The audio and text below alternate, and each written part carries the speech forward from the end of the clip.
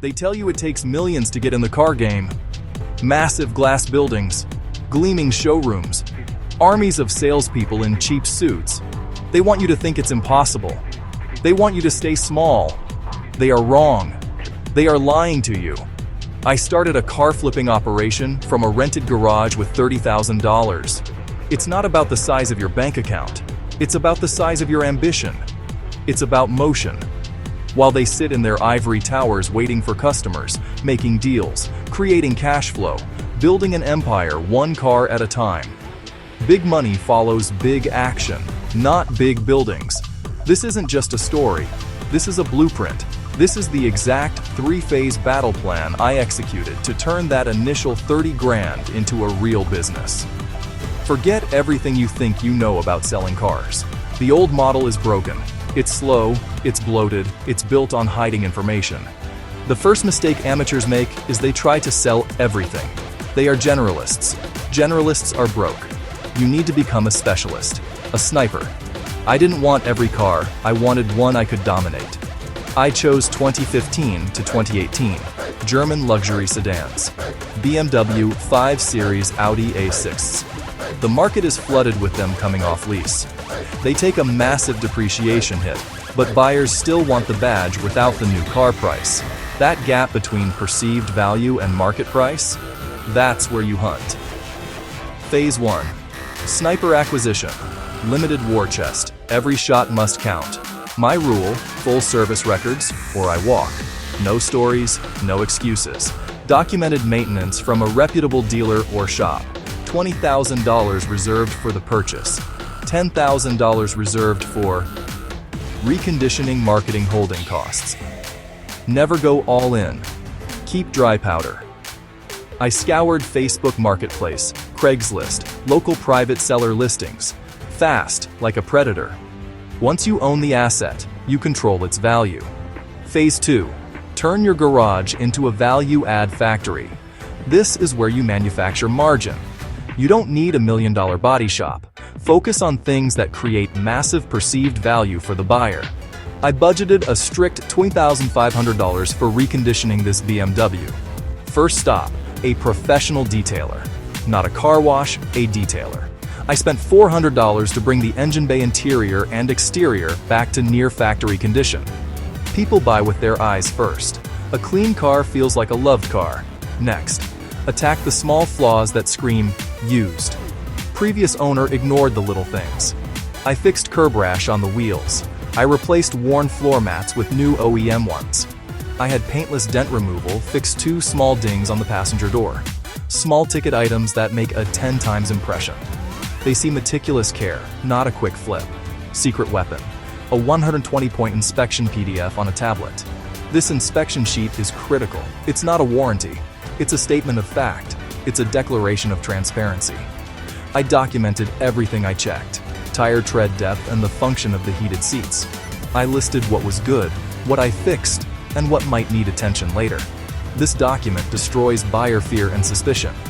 Other sellers say, "It's a great car, trust me." I hand them a document that says, "Don't trust me, trust the process." Here's the proof. It positions me as an expert, not just another seller. Final piece, professional presentation. Don't be cheap here. I spent $500 to hire a photographer to shoot at golden hour against a clean industrial background. The photos made the car feel like a 40K car.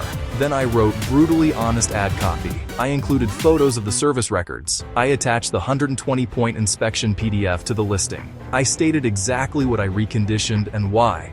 That transparency gets you the first call. It filters out tire kickers and brings serious, qualified buyers sold on your integrity. Now you have a premium product. You don't compete on price anymore. You compete on trust. Phase 3. Building the premium sales machine. I priced the BMW 528i at $25,500. Was it the cheapest online? No. It was thousands less than a big-name dealership asking for a comparable car. That dealership car had a questionable history. My tagline? Dealer quality, private seller price. I was creating a new category. A boutique operator offering certified, premium pre-owned vehicles. You have to control the sales process.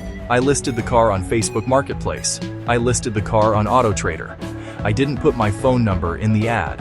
Instead, I included a Calendly link. Call to action. Serious buyers book a viewing and test drive here. This is a massive filter. It eliminates endless back and forth texts. It eliminates lowball offers from people who haven't even seen the car. It eliminates no-shows.